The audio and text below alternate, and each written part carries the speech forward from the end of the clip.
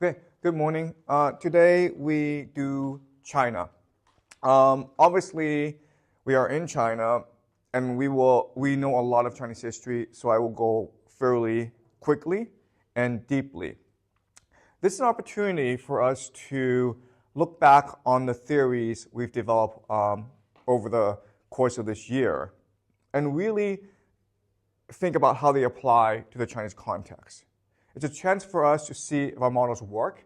If they do work, then they would be true in the Western context and also in the Chinese context. It's also a chance for us to deeply interrogate our theories and see where flaws might arise. Okay? So I'll be going through some Chinese history, but I will do so by applying the theories we've learned so far, mainly the oceanic currents of history. All right, so let's get started. Today we're going to look at a question that is fundamental to China, which is, we know that for the longest time, China really was the civilization par excellence in the world. It gave us all the great inventions that would make modernity possible, including the compass, paper, printmaking, gunpowder. Okay, but after the Song dynasty, which is about the year 1200, China stopped being creative. And so why did this happen?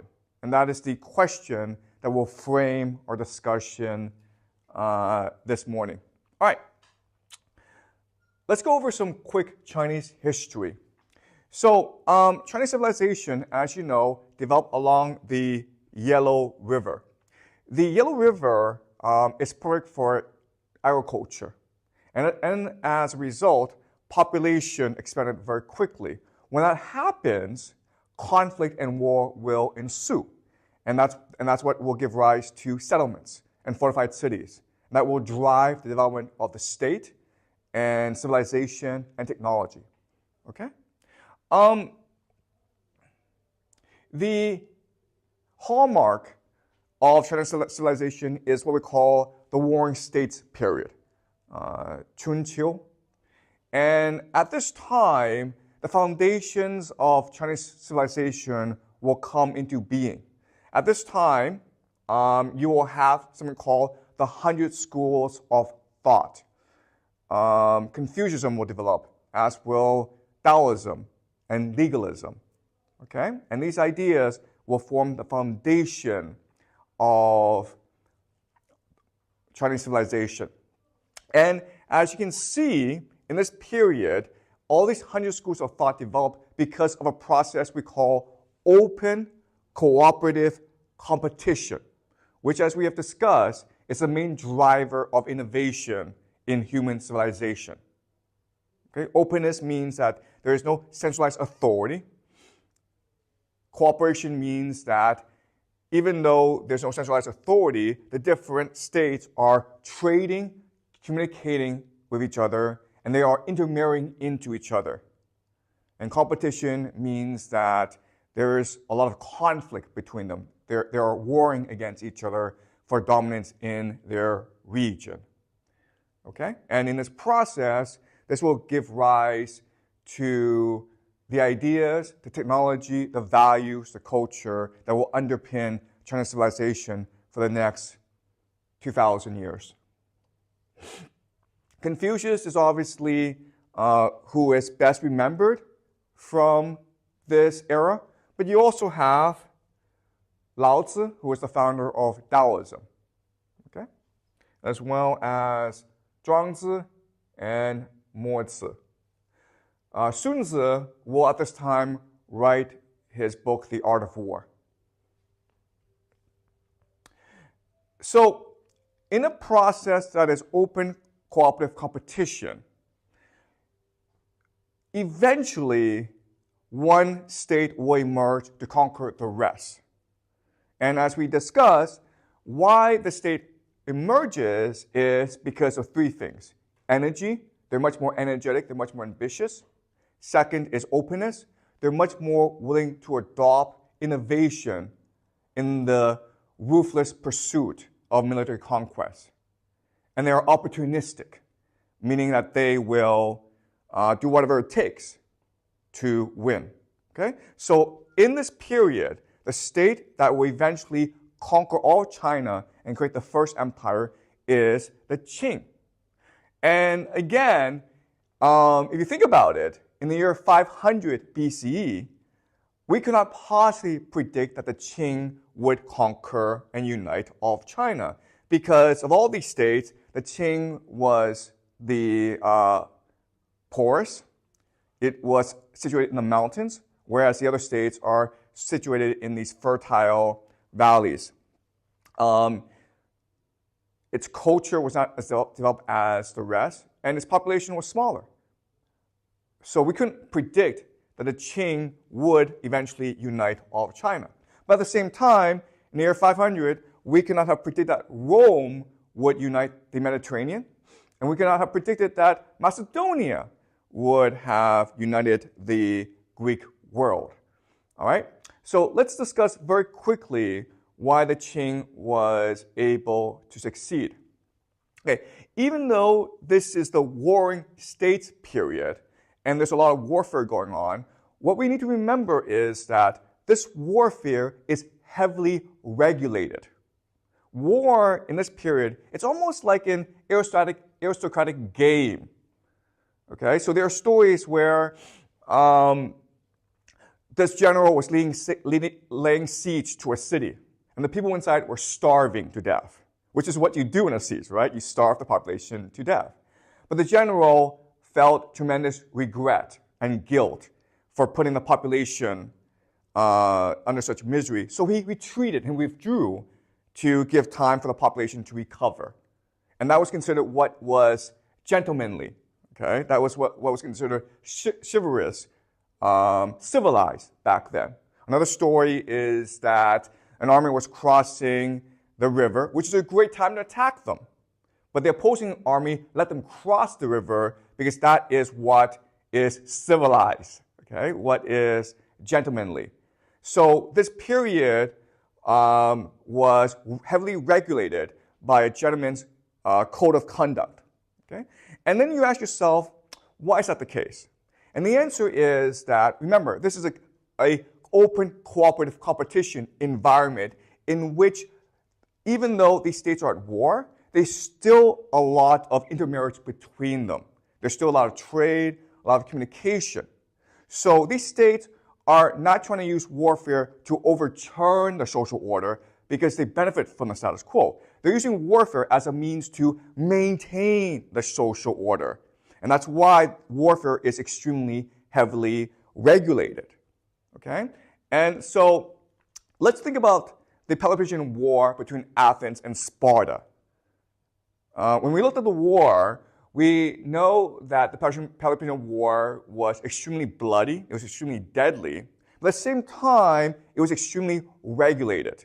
And a lot of their strategies didn't really make any sense if it was really about defeating the enemy. So for example, we know that in Sparta, there are people called the Helots, who are basically slaves to the Spartan people. And the Helots outnumber the Spartans 10 to 1. So all Athens had to do was say to the Helots, if you fight for us, if you revolt against your masters, we will grant you freedom. That's all Athens had to do. But Athens never did that. Because by doing that, you would disrupt the social order from which Athens benefited, and you unleash a revolution that could possibly engulf the entire Greek world. Also, even though Sparta and Athens were enemies, they were united by intermarriage among their elites. They had a similar culture, and they historically were allies, especially against the Persians, okay? So warfare at this time was about maintaining the status quo rather than overturning the status quo. And this presents an opportunity for the Qing dynasty, which is in the margins of the status quo. All right? So the Qing dynasty started to implement warfare in a way that opportunistically took advantage of the status quo situation. And they commit themselves to total warfare, meaning their entire society was engineered in a way to allow them to win against their enemies, okay? So certain characteristics about the Qing dynasty at this time, first is the idea of legalism, right? Draconian laws that force a population to behave in a certain way. Something that is very fundamental to the idea of legalism is collective responsibility. And what that means is that if you commit a crime, you'll be punished, but so will your entire family, okay? The idea of collective responsibility is pioneered at this time in order to maintain a very strict society that can be purpose for war. Okay, so that's the first thing, legalism. Second thing is the idea of centralization, meaning that you have a bureaucracy, you have standardization, okay? And this allows you to actually expand very quickly. It allows you to expand and govern new territories that you conquer. And the third, of course, is total war, meaning like you devote all your resources to warfare in order to conquer your enemies. The Qing dynasty was also known for its openness. So if you were a man of talent and you could contribute to the military and the bureaucracy, they would welcome you, okay? So think of the Qing as a revolutionary system that sought to overturn the status quo. And the other states like Wei, Zhao, Han, and Chu, especially Chu, they were trying to maintain the status quo. And therefore, they were not that well equipped to deal with the challenge from the Qing, okay?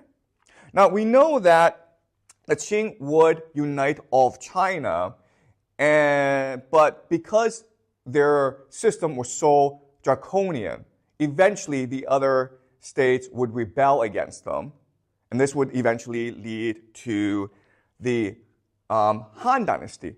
Okay.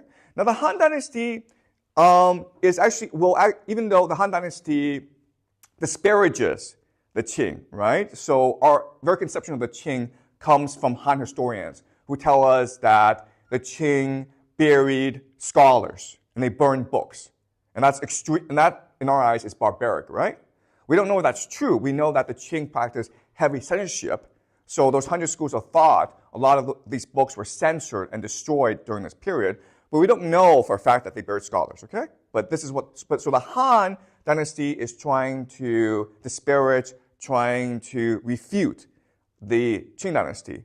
That said, the Han dynasty continues the system first introduced by the Qing, okay? The Han is really, at this point, the height of Chinese civilization. There's a confidence, there's an arrogance to the Han. And one of the top priorities for the Han is, now that they've united China, they have to deal with the northern steppes people, okay? Remember that throughout history, the steppes people have proven to be the most daunting challenge for civilizations. They are extremely, they're ferocious warriors, and the steppe people will eventually give rise to the Mongols. At this point, the main adversary of the Han are called the Xiongnu people. And the Han dynasty is committed to a policy of eradication against the Xiongnu. Okay? And this policy of eradication will force the Xiongnu to migrate westwards. And eventually, these people will start to even threaten Rome itself. Until the Han people are descendants of the Xiongnu. Okay? But over time, because of this conflict between the Han and the northern steppe people, this will create tremendous strain on the Han. And eventually, the policy will evolve to one of cooperation and dependency. And so what will happen is there'll be a lot of trade, there'll be a lot of intermarriage, and the steppe people will be hired as mercenaries for internal conflicts within China. Okay? So open competition now switches from the Han, which has become a centralized power, to the steppe people. So within these people, and there's quite a lot of different tribes, there will be now tremendous competition. And one tribe that will eventually triumph is called the Shanbei. Okay? And the Shenbei will give rise to which dynasty? Do you guys know?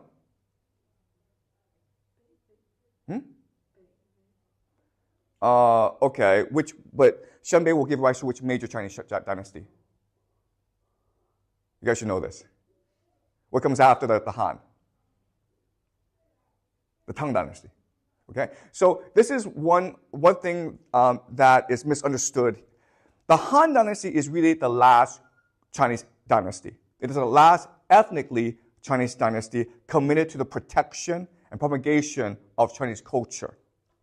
The Tang dynasty, the founders, the Li family, they're actually of the Shenbei tribe, okay? And as a result, they will switch from they will switch China into a universal multicultural empire. Okay, the Tang dynasty is famous for being extremely open, tolerant, and inclusive. Okay.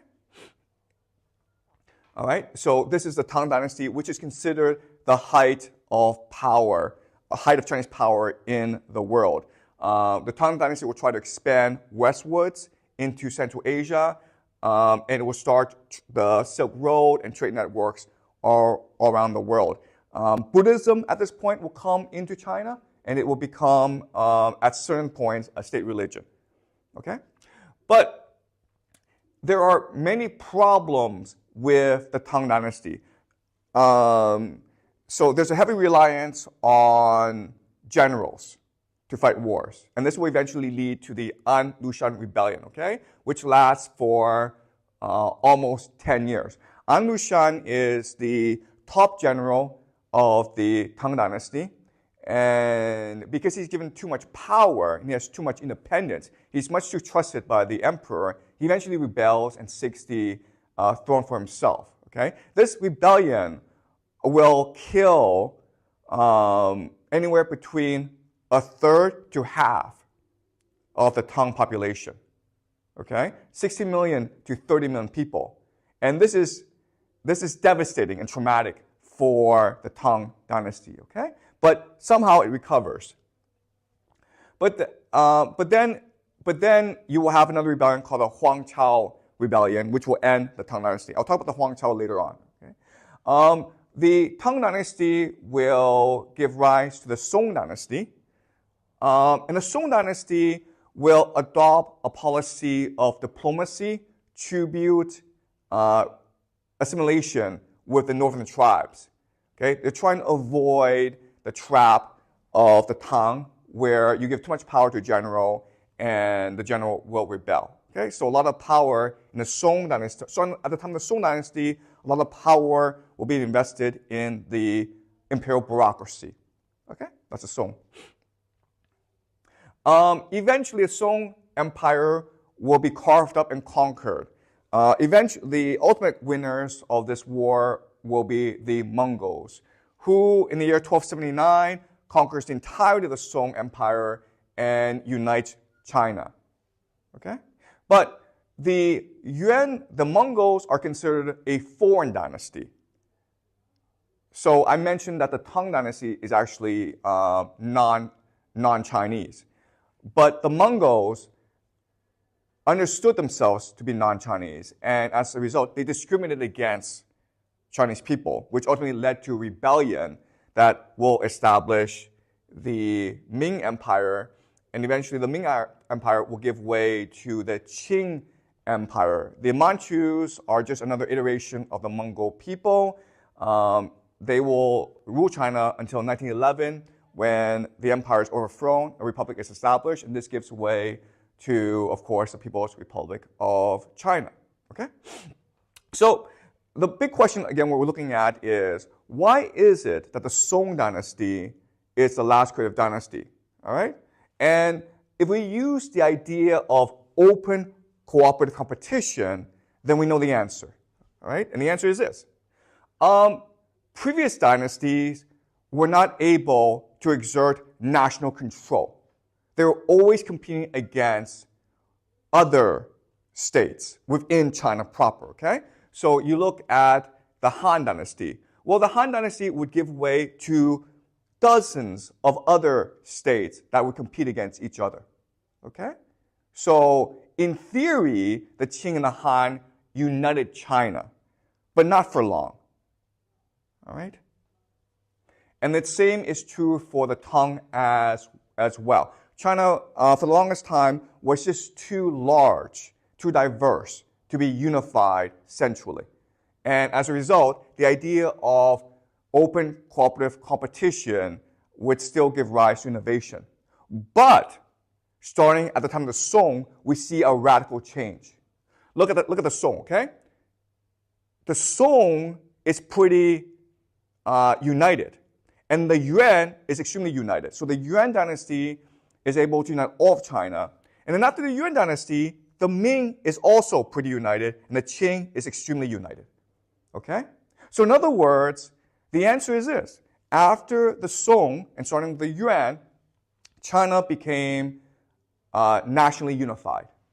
And the center was able to exert control of the provinces in a way that was not true before in Chinese history. Okay? So the idea of open competitive competition died with the Song dynasty. And that's why after the Song, China stopped being creative. Okay? So that's the answer. But then this gives rise to another question, which is, how was China able to create national unity? All right? All right. So to answer this question, I want to refer to the work of Professor Wang Yuhua. He is a professor of Chinese history at Harvard. Okay? And he wrote a new book called The Rise and Fall of Imperial China. And it's a wonderful book. If you're interested in Chinese history, I strongly recommend that you look at this book. All right. So he begins the book by asking a central question. And the central question is this. We know that the Tang dynasty was really the height of Chinese power. It had about a quarter of the world's GDP. And it influenced the cultures of Korea, Japan. And it's an extremely diverse, inclusive, multicultural empire that introduced Buddhism to China. Okay? But the problem with the Tang is their emperors didn't really live that long. At least five emperors during the Tang dynasty were deposed by the elite. The aristocracy got together and were through the emperor, usually by killing him. Okay? So this is the Tang dynasty. But when you look at the Qing only had 5% of the world's GDP. And it was racked by internal rebellions like the Taiping Rebellion. And it was far behind in terms of science technology to Europe. But the emperors like Tianlong, they could rule for 60 years peacefully. Okay? They transitioned into a throne peacefully and they died peacefully. So the Qing, even though it marked a low point in Chinese prosperity, the emperors lived for a long time, which meant that the bureaucracy, the center, was really stable. This is a paradox. Okay? Why is it that when China is wealthy, the emperor is weak, but when the emperor is strong, China is poor? That's a paradox that Professor Wang Yuhua is trying to answer in his book. Okay, so he used a lot of social science analysis and research for his book. So first of all, what he does is he analyzes the probability as an emperor that you're deposed by the elite, okay? And it turns out like the Tang was really the height. But then when you get to the Song, the probability decreases significantly. Okay?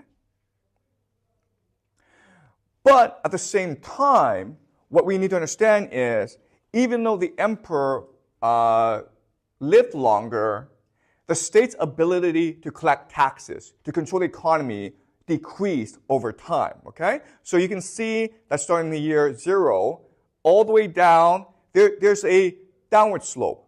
Now, this is not straight down, okay? There are peaks, right? So you go down, then you go up, you go down. The up is when a new dynasty starts. And so at this time, the new dynasty is run by a very strong leader. Like, for example, Jiang of the Ming dynasty, the founder of the Ming dynasty, okay? These are extremely capable leaders, and they are supported by really talented bureaucrats. And at this point, they're able to collect a lot of taxes, which strengthens the center. But over time, the trend is fairly clear. Starting at the time of the Song, you see a steep decline in the state's ability to collect taxes. Okay? The only exceptions are around the year 1600 when the Ming transitions to the Qing. Okay?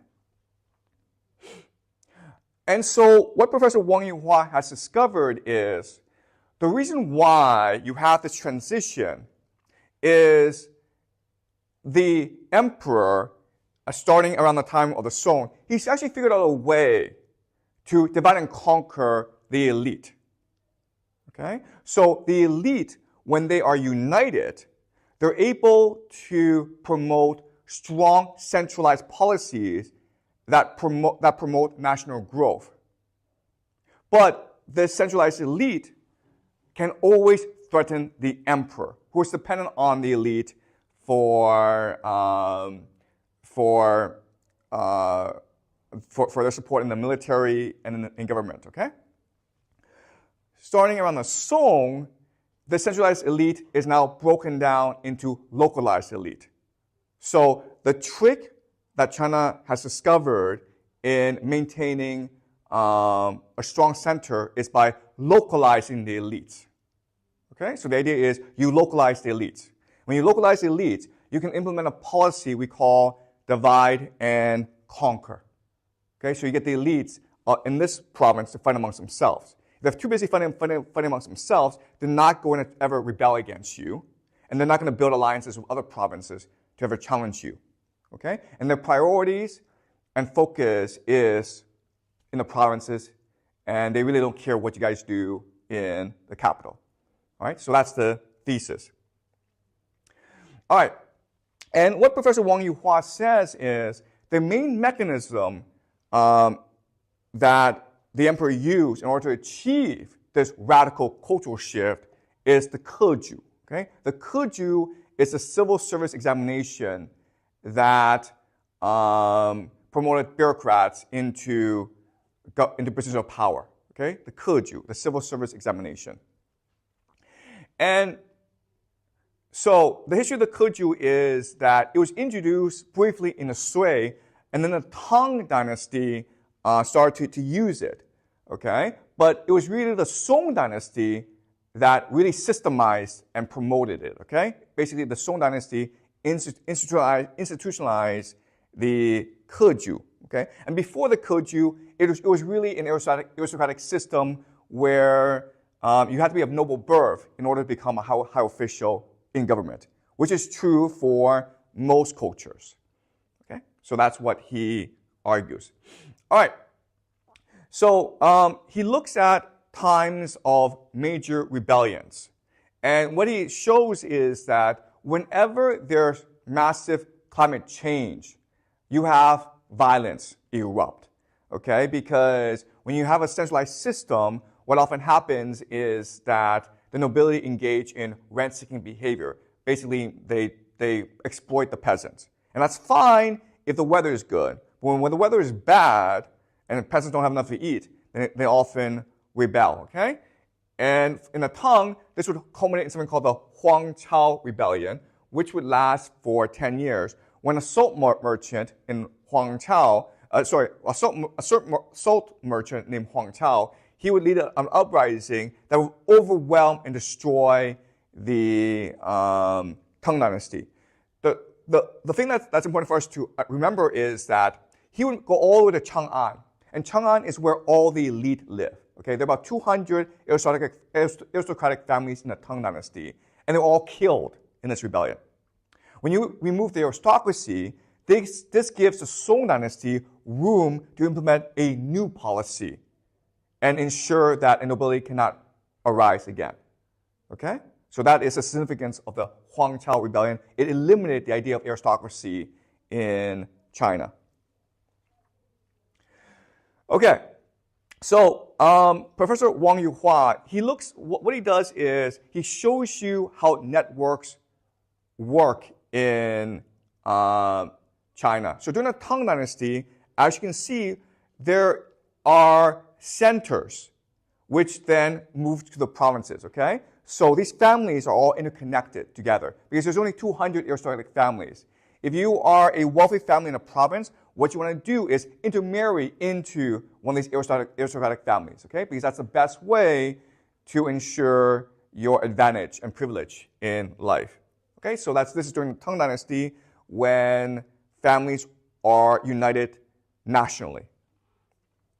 But when you get to the Song Dynasty, what you will see is that the center has been localized, meaning it's been spread out. And what you will also see is that these networks are localized. They're not connected together now nationally. All right? And this, again, allows now the emperor to divide and conquer. All right? So let's just do a comparison of the Tang and the Song. As you can see, what's really important is, look at this, guys.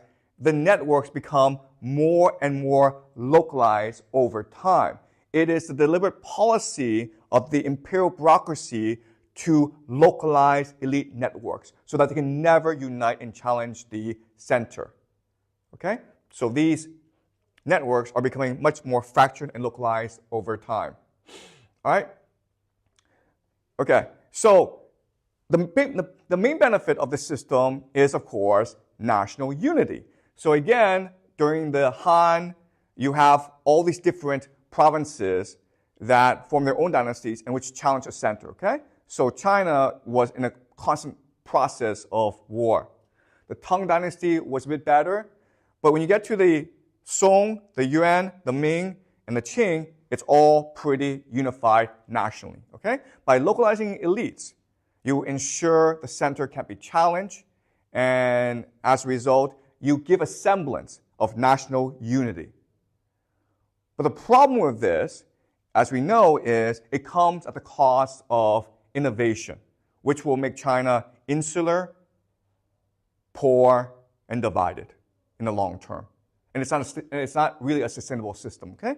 But that's a system that China has chosen to adopt for the past 1,000 years, right? A divide and conquer policy against the local elites. All right, so let's look at another example of how China became insular, poor, and divided over time. So this is a map of the top 30 cities by population throughout Chinese history. As you can see, during the Western Han, during the Han Dynasty, most of these cities are centered around the Huanghe, the Yellow River, okay? And that makes sense because that's where Chinese civilization began. But starting by the time of the Tang, they're starting to spread out more. And by the time of the Song, they're actually congregating to the coast, right? So why is this happening? It's happening because of maritime trade initiated by the Abbasid Caliphate. Okay, remember our last class, we learned about the Islamic Golden Age and how the Abbasid Caliphate became so wealthy that it established trade networks all around the world. And these trade networks are so powerful that they could influence the national economic development of China. Okay? And we can expect that because of maritime trade, over time, all the major cities of China would all shift to the coast. And that's why when Zhu Yuanzhang came into power, he initiated a policy of closed borders. He shut down maritime trade because he was afraid that if this continued, then all the power would be located in the coastal areas, and therefore the north, the west, the south will become much poorer, and therefore they are much more incentivized to rebel. Also, the coastal areas would have so much power that they could ultimately depose him. Okay? And that's why Zhu Yuanzhang would impose a policy of maritime trade ban. And this would make China much more insular, and weak and poor. Okay? So again, remember back to the Islamic Golden Age when the Islamic world united all the entire world and tried to pull China into its system. But because of that, it was causing wealth inequality in China. And that's why the Ming Dynasty will shut down this trade network. Not completely, but mostly, okay? And that's why you have this massive Chinese immigration to Southeast Asia, because they want to maintain these trade networks. And there's a trade ban enforced in the Ming Dynasty. Okay? And the Qing Dynasty will continue this policy as well. For China, the priority is internal stability rather than wealth and prosperity. Okay? All right. So that's a quick introduction. All right. Any questions about this so far? Are you guys clear?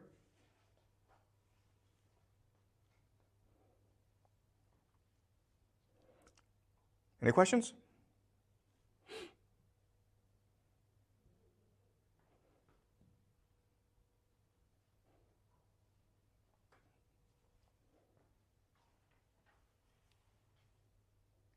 You guys are clear, right? Okay. All right. So that is Professor Wang Yuhua's argument, and as you can see, he backs up with a lot of data. Okay. I'm just presenting to you his argument.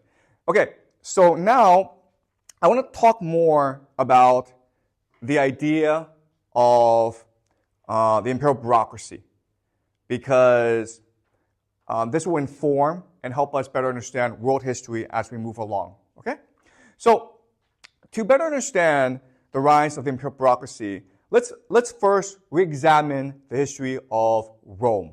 Okay, so in the year 500. BCE. Okay, Rome became a republic. And Rome, the republic, will become the model for the British Empire as well as the American Republic. Okay, so it's very important that you fully understand the Rome idea of republic. Okay, so a republic is, again, a society governed by laws, tradition, and history.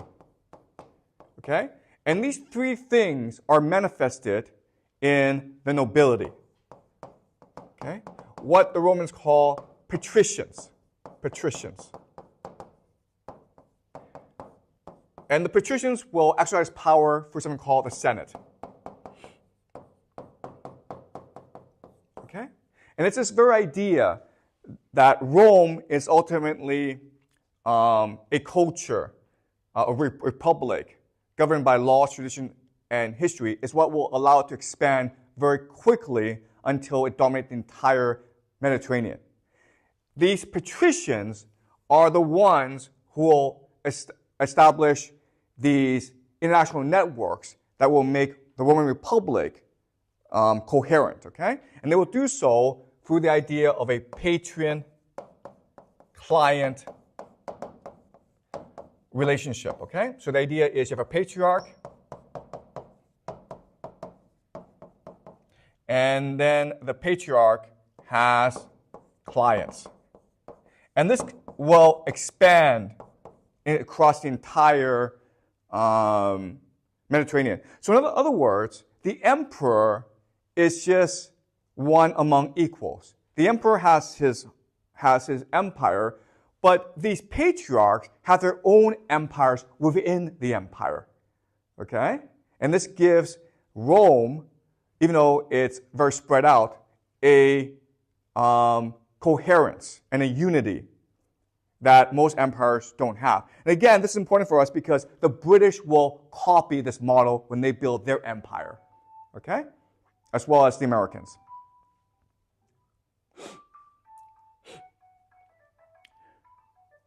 The problem with this system, though, is that if the patriarchs don't like the emperor, the patriarchs can get together and depose the emperor, which has happened a lot of times throughout the history of the Roman Republic. So think of Julius Caesar, right?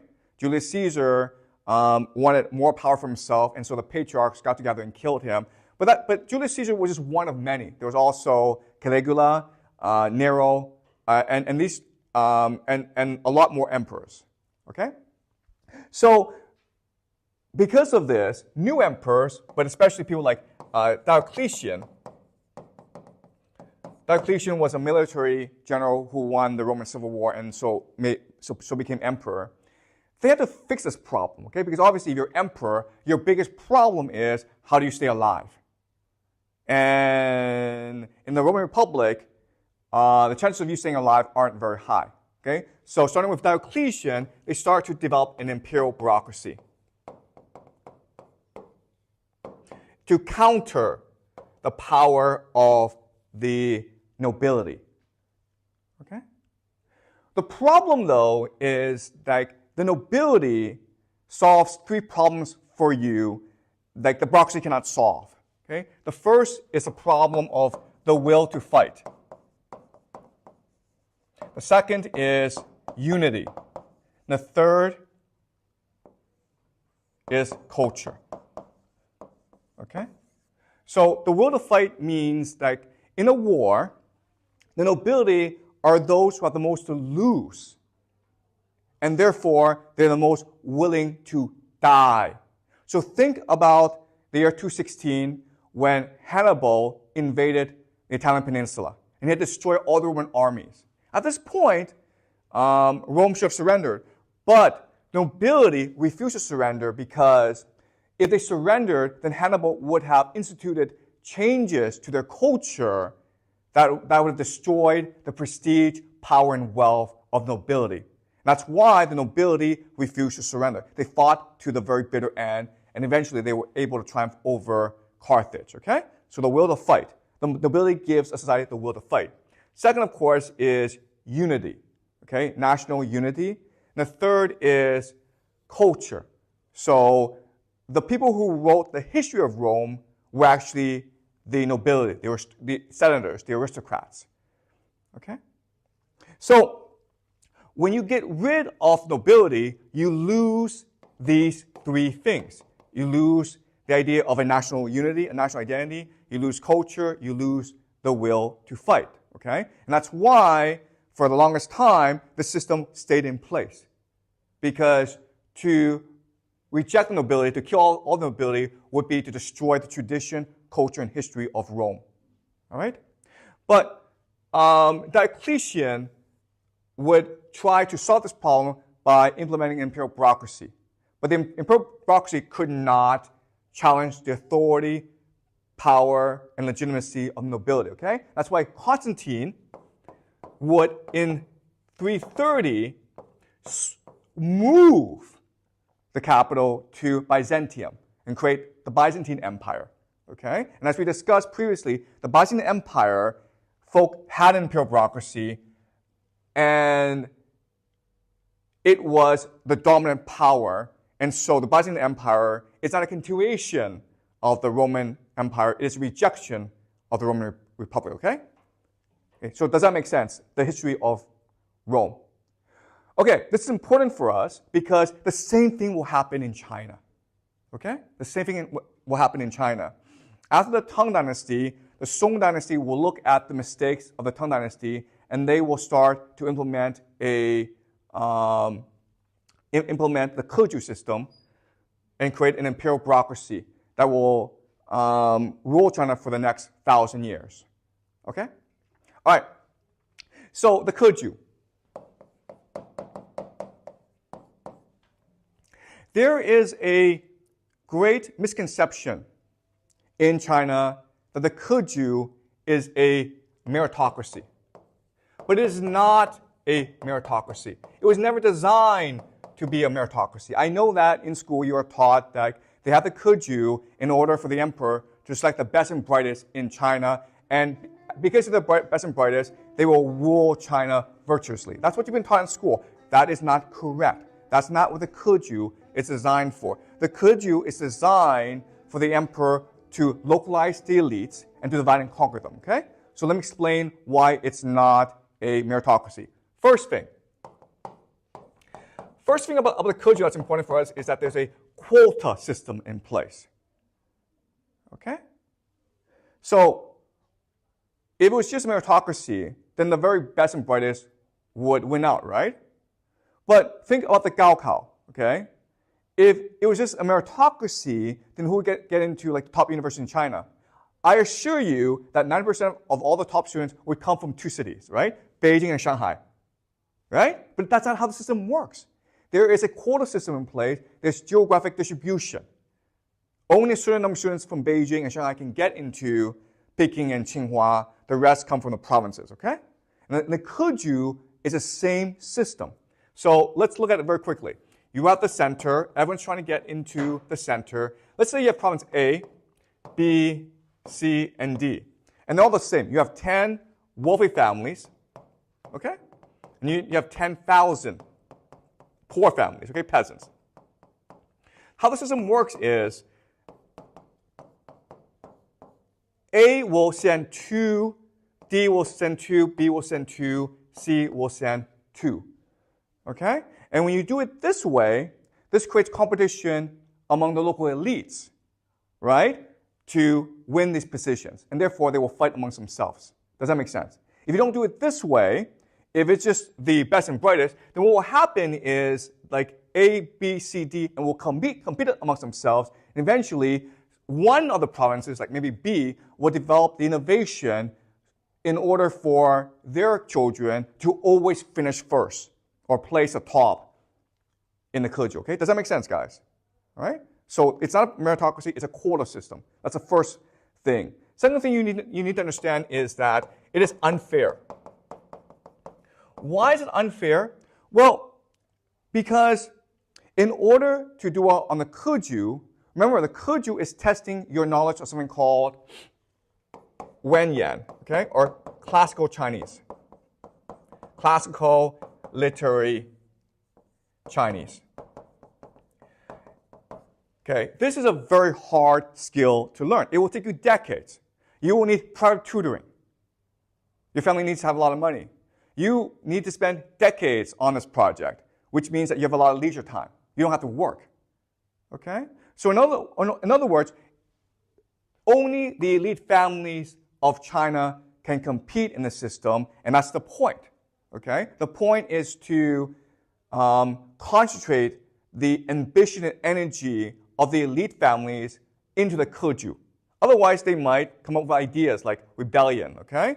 They also might come up with new inventions and amazing literature, but they'll also probably think of ways to rebel, okay? That's why you want to concentrate their energies on the keju, right? Does that make sense? The third thing that's really important for us to remember is that this system is discretionary. What does that mean? It means that just because you finish first on the keju does not mean you become a government official. Okay? Do you guys understand? Success on the keju does not translate into success in politics. It is discretionary, meaning the emperor gets to decide who becomes an official and who gets promoted. Only the emperor. All right? And often what will happen is the emperor will start to promote maybe someone from the poor families, okay? So not poor, but lower nobility. And the reason why you want to do that is to create a precarious situation in the provinces where no family feels secure enough to feel as though they're the nobility, okay? You want to create conflict and precariousness in the provinces, divide and conquer. And therefore, you can exert greater control over the provinces. But by doing that, you limit economic growth. You limit cultural innovation. Okay? Does that make sense, guys? All right. So what this means is the bureaucracy is able to control China because of its monopoly. It has a monopoly over 3 aspects. All right? The first is status. All right? So if you want to be admired, if you want to be respected in China, you do well in the keju and you become an official. That's a dream of every family in China, right? It's still true today, right? Where the dream of every Chinese family is for you guys to get into an Ivy League school or take the Gaokao and go to Peking or Tsinghua, okay? The idea of status is still associated with the keju, even though we know that success on the keju and success on the Gaokao does not necessarily translate into success in school or in life. Okay? That's the first thing. The second is the monopoly over literacy. Okay? The monopoly over literacy. What I mean by that is this. In most cultures, your goal is to make literacy more widespread. Because when you do that, you allow for faster economic development, okay? So throughout history, all cultures have tried to figure out how to make literacy more widespread, more prevalent. So let's look at the example of Egypt, okay? Egypt. Egypt has been around for as long as China. And over centuries, they would make their language a lot easier to understand. So in the beginning, they had hieroglyphics, okay? So maybe the sun, this will represent sun, this is moon. Okay? So that's the first stage. They have pictograms to represent ideas, okay? Then what they would do is make these symbols shorter, okay? So that it's easier to remember. And then what they would do is they would make these symbols phonological, meaning they don't represent ideas, they represent sounds, okay? So this now becomes the English word monsoon, right? Does that make sense? And then what they would do is they would take the sound, take the word and make it into just one consonant, okay? So this would become S, this would become M. And therefore, you now have the word, English word, some. Okay? And that's why we have the alphabet, because of this evolution of language in Egypt. It was the Egyptians who developed this system, and then the Greeks stole it through the Phoenicians, okay? All right? So most cultures follow this pattern because now it's easier for people to become literate, which just drives economic growth, okay?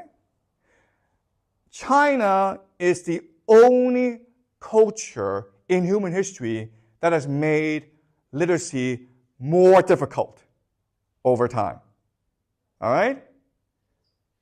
China took the pictograms and made them even more complex and added these very complex grammatical rules to the language and created something called literary Chinese. Okay, literary Chinese, but that's a euphemism. That's a nice way of saying it. It really what it is bureaucraties. Okay? Bureaucraties is a language that only bureaucrats can understand. So think of contracts, right? When you look at legal contracts, you can't read it. Why? Because the language, the grammar, is designed so that only as a specialized lawyer could you understand the contract, right? And this is what we call rent-seeking behavior. You create something that only you can use, and people have to pay rent in order to access your knowledge. All right? So literacy, the problem of literacy, will keep China back from developing. And the third is culture. Okay? Culture. And when I mean culture, I really mean Confucianism.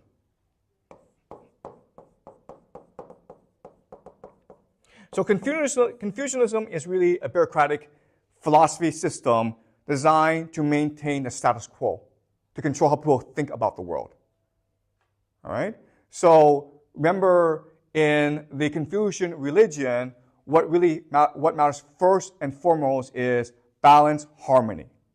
There's also a concept called ancestor worship. So you can't leave your village. Because if you leave your village, you can no longer worship your ancestors. Right? You can't clean their graves. And so people are just stuck in place. And that limits trade, and innovation in China, okay? So the keju, the bureaucracy, the imperial bureaucracy was able to maintain its monopoly over status, literacy, and culture through three mechanisms. The keju, wenyan, literary Chinese, and Confucianism. Okay? And that stopped the development of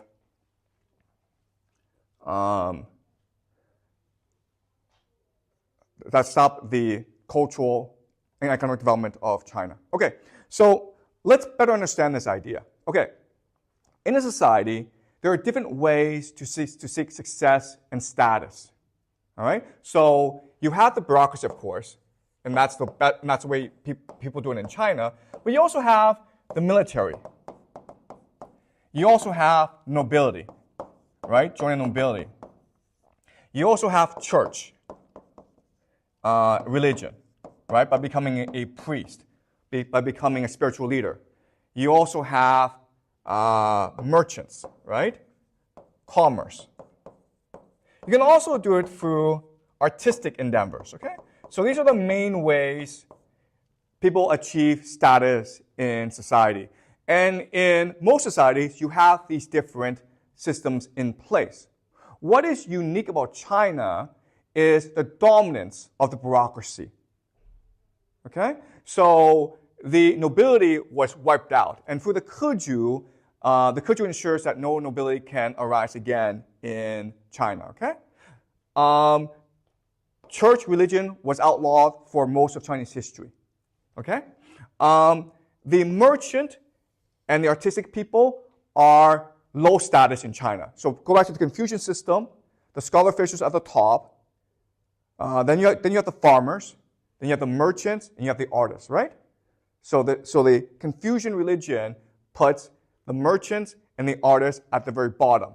And this is intentional because the artists, okay, they can promote new ideas. But the merchants are even more problematic because they trade, okay? And they can accumulate wealth. And that wealth can challenge the authority of the empire. All right? So the merchants are a problem. The military, as we know, was heavily suppressed throughout Chinese history, okay? So the Song dynasty, there was these massive conflicts between the military and the bureaucracy. The military wanted to go fight and defend Song territory. The bureaucracy wanted to just bribe everyone, okay? All right? Okay. So, and because you have too much power within the bureaucracy, this will stunt development in China. All right, let's look at one more example. Okay, we know that by the time of the Song, China had 4 major inventions. Okay? These 4 major inventions, of course, are paper, printmaking, compass, and gunpowder. All right? And these 4 inventions, guys, will revolutionize the world. All right? So if you look at paper, it will give rise to banknotes. Okay? So the Song had banknotes, and this will give rise to capitalism in the West. Printmaking is important because remember, in the 15th century, Gutenberg created something called the printing press in Europe. And because of the printing press, you're now able to manufacture books at scale. And when you do that, what happens is that people become more literate, okay? So the very idea of the printing press made available all these books, all this knowledge that wasn't available before. And now people could just learn how to read and write, okay? So this will give rise to literacy. And when you give rise to literacy, you will give rise to things like the Renaissance, the Protestant Reformation, the Silent Revolution, the Enlightenment, the French Revolution, okay? So this marked a revolution in European affairs. The compass, right, will allow for the age of exploration. So these Europeans are able to discover new lands and conquer and colonize them, right? So North America, South America will eventually all become colonized by the Europeans using the compass. Gunpowder is important because it is a revolution in warfare. From gunpowder, you will have things like the cannon and also eventually the musket. The musket is just an individual gun. And this marks a revolution, not only in warfare, but also in human affairs. Because when you have the musket, now individual soldiers do matter. Okay? Before, it was the knight who was the main weapon in the warfare. But when you have a musket, you can now equal the playing field. Okay? It's more important to have more soldiers than to have knights. And this will allow for things like the American Revolution, right? When you have these farmers with muskets, they were able to overthrow the British Empire.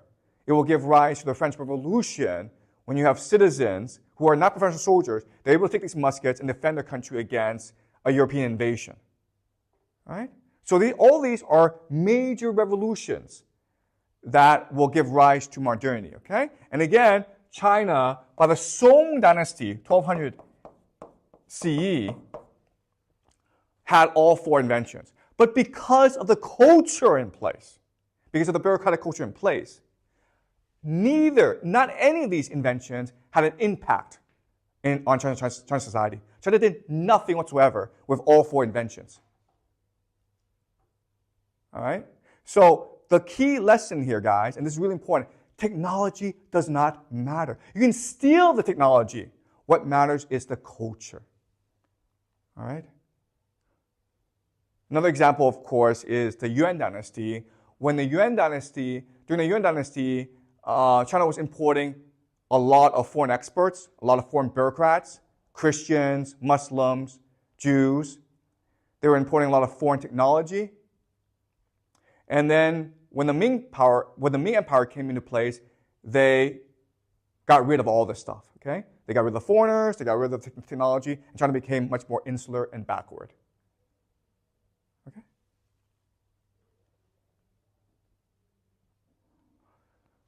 Okay, so that explains why after Song dynasty, China did not innovate anymore because the empire did not want to innovate. Innovation is a threat to the status quo.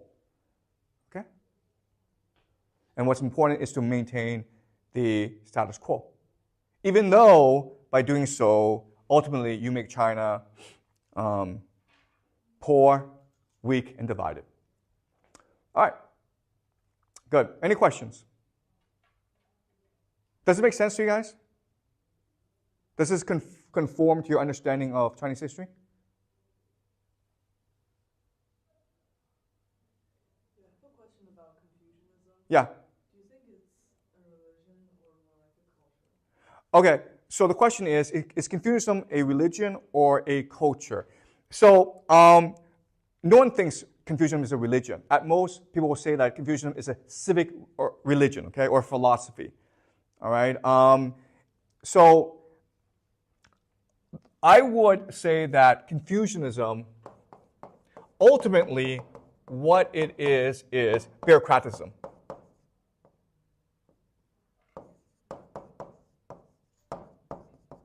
I can't even spell bureaucrat anymore. Okay, bureaucratism. Okay, what I mean by that is that it is something that's designed to make everyone believe that a bureaucratic society is the best society. It is one that is the most sophisticated, and it's designed in order to maintain the status quo, where bureaucrats are at the top, okay? That's what Confucianism really is. So the example is that if you read Chinese history, the most virtuous people are always bureaucrats, scholar officials, right? And this propaganda is so effective that eventually Europeans will start to mimic this propaganda. So Voltaire, the French Enlightenment thinker, says that Chinese have the best system because they allow only the educated to rule. Not soldiers, not priests, but scholar officials, mandarins. Okay? So the idea of Confucianism is that it's bureaucratism. It's designed to legitimize and give authority to the bureaucratic elite. Right? So thank you. Does that make sense to you? Okay. Any more questions?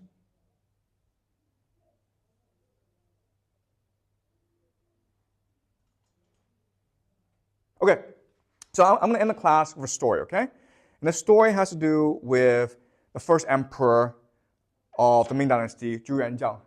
So Jiang, he is now emperor, and he reinstitutes the keju, okay?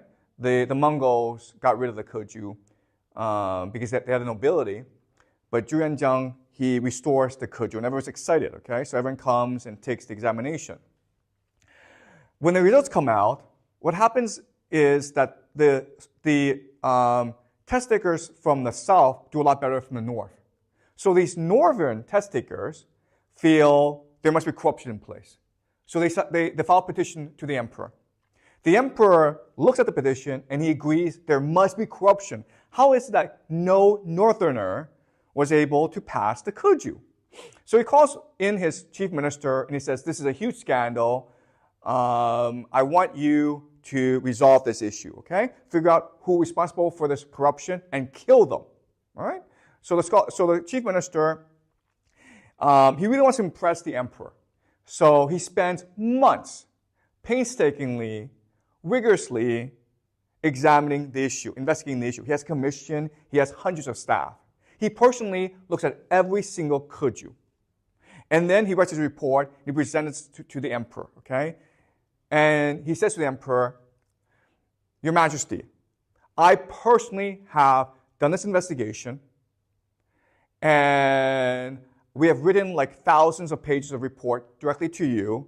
And I can guarantee you the keju, when implemented, was a fair, open, and transparent process. The fact of the matter is that people in the South, they're more civilized, they're more cultured, they're more educated, and therefore they just did better on did better than the Northerners. And I'm really sorry this happened, but I guarantee you the keju is a fair, open, and transparent process. You have nothing to worry about. It's all been taken care of. So what do you think the emperor did? What do you think the emperor did? Have you guys heard of this story? He killed them all. He killed the high official. He killed the high official's commissioners. He killed the test makers. He killed those who got the very best scores on the keju, okay? The reason why is the emperor does not want a fair, open, and transparent system. He wants a system in which the localities will not rebel against the center, okay? And that's what the keju is. All right, so that is it. We will do Genghis Khan next class.